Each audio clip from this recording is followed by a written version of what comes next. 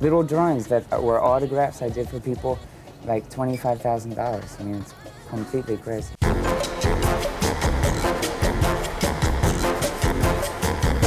Keith Haring, bonsoir. Bonsoir. You are known as the Michel-Angelo of the New York subway, yet you don't want to be called a graffitist. Why?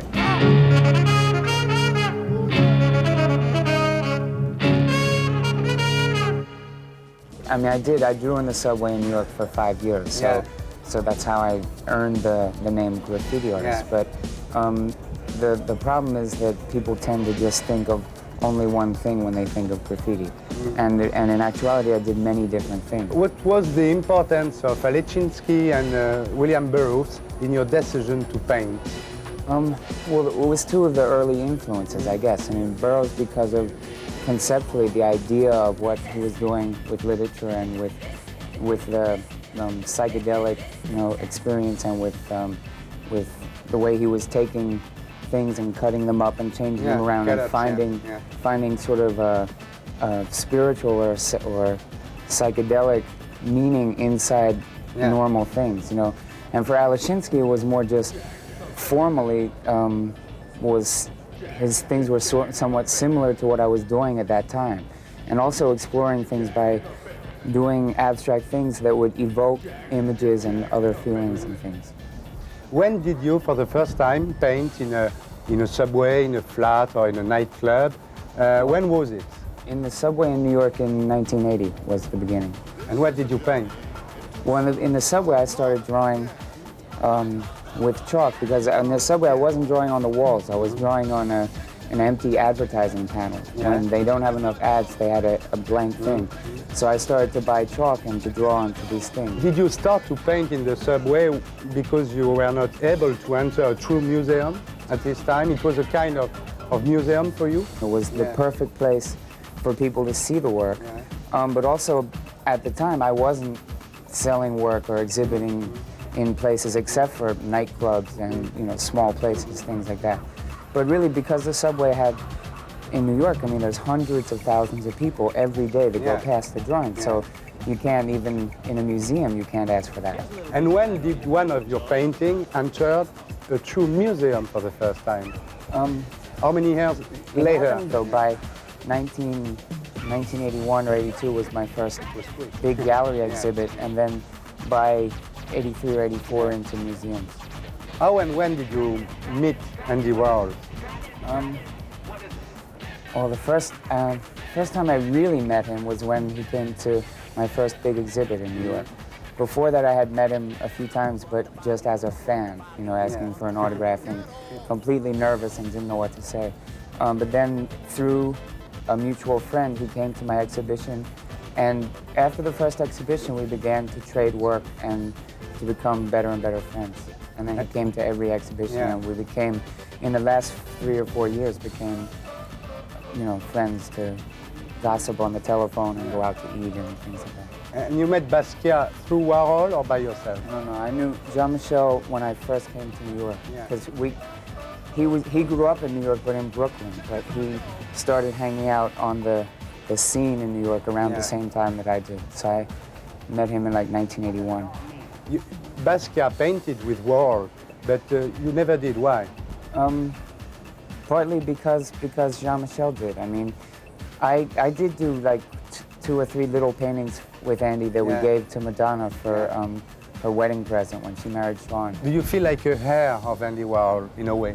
I mean, it's almost too much to take. It's like it's too much weight to carry, sort of on your shoulders to say. I mean, I understand why some people make some connections, and we had some things in common about the way that we, dealt with art and life and made it more common and more easy for people, things like that. But there are very many differences too. I mean, I couldn't have done what I did without Andy doing what he did first. What do they sell in your shop in New York called Pop Shop? Mostly all printed things like T-shirts and posters and toys, things like that. Mostly T-shirts, though. You don't think that this kind of merchandising can be bad about your heart, It can minimize it, no? I mean, in the beginning, there was criticism from the art world, and it probably had some effect on the prices of the art market. I mean, the same thing for Andy. When Andy did films and did interview magazines. Screens too, Yeah, it was, I mean, the prices of Andy's things when he was alive were, compared to Jasper Johns or Lichtenstein, was very, very low. But who cares, really? I mean, I think the real value of Andy is much more important than Lichtenstein or Jasper Johns. So, I mean, I'm not only doing it for money, so I think it doesn't, you know. And anyway, for me, the shop is in keeping exactly with what I did in the subway. You know, I mean, if I wouldn't have done the shop and been elitist and just an expensive painter, then I think that would have been more wrong than to make the things available. What do you think of the French figuration libre, people like Combas, Di Rosa, Boiron? Yeah, well, I'm friends with most of them. I mean, I met for the first time, I think, De Rosa and Combas and Baron and Remy Blanchard and Louis Jam in very early, like 1982 or 1983. You like what they are painting? Yeah, well, I think there's a sort of international culture. I mean, I think they grew up on many of the same things that I grew up on, whether it was... You never draw before you paint? You never draw? When I make it, you paint directly? But drawing with paint, sort of, because it's a direct... And which is part of the reason, I guess, why the name graffiti artist stuck, because even the way that I make paintings is in a way like someone makes graffiti, because there's not a sketch or a plan. It's just directly from your head onto the... You like when you are painting, people looking at you. It's a kind of happening. You like it very much. It's like when you were painting in the subway, no? Yeah, well, I'm used to it, you know, because after doing it in the subway for that long, I became much more comfortable with it. And now I do a lot of times murals outside or in schools or hospitals, things like that. And there's usually people watching, but it's not a problem, because you're not looking at the people, you're looking at the thing you're making. So, and I always have loud music on, and so I just, you know. What do you listen to when you are working? Mostly dance music, like music that you would dance to. And I have a lot of friends that are DJs in New York, so people always make tapes for me. How much is a painting by you now? I don't know. Now it's ridiculous, actually. Yeah? I mean, I went to see this show. There's a show in Paris right now of drawings that I didn't put the show. It's drawings that the dealer bought from different places, and it's incredible to me the price that he's selling them for. I mean, I can't even believe it. How much? I mean, a lot. Hundreds of thousands of dollars. I mean, for little drawings that were autographs I did for people, like $25,000. I mean, it's completely crazy. I think the art market is completely crazy right now. I mean, it has no balance. No balance to what the real value of something is, you know. And for me, it's scary because I used to go to openings and I would make drawings for hundreds of people. And now it makes me think twice, because people take the drawing and they're selling them for that much money now. It's crazy. So you don't know if when you sign something, they want it because they really want it, or if they're just thinking of money.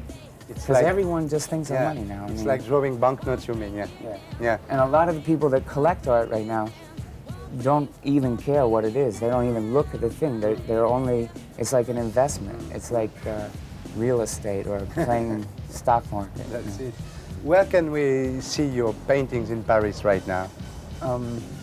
Well, there's a show of these little drawings that I did in 1983 that are at this gallery called 1900-2000 on Rue Bonaparte, in a small gallery. If you were not Keith Haring, what painter would you be? Would you wish to be, let's say? I mean, the obvious answer is Picasso, right? I mean, every painter wants to be Picasso, but if it wasn't that, then and then I guess Andy would be the next choice. And if you had to give a definition of yourself, what would you say? You're an artist in the real sense of the word, meaning that you can do anything. You know, I mean, I could build things and make, children's books and design furniture and build buildings or do, you know, just really a real artist. Et pour être sûr de ne rien rater de Arditube, abonnez-vous et mettez un pouce bleu.